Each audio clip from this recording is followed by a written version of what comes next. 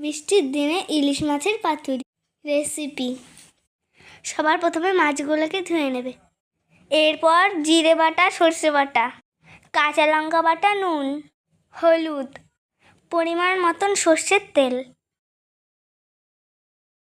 আর কয়েকটা চেরা কাঁচা লঙ্কা সবগুলো দিয়ে ভালোভাবে মেখে নেবে।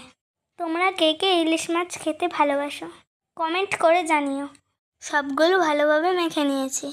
কলা পাতাগুলো ধুয়ে পরিষ্কার করে তেল মাখিয়ে সেঁকে নিয়েছি। এতে কলা পাতা নরম হয়। আমি একটা কলা পাতা দিয়ে মাছটা দেওয়ার পরে 15 মিনিট মিডিয়াম ফ্লেমে হতে থাকবে। ঠিক 15 মিনিট পর নামিয়ে নেবে।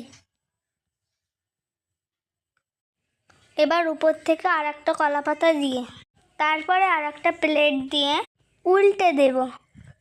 দেখো ভালোভাবে উল্টে নিয়েছি।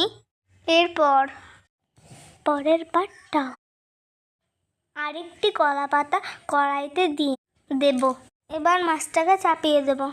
আরও 15 মিনিট এভাবেই রান্নাটা করে নেব।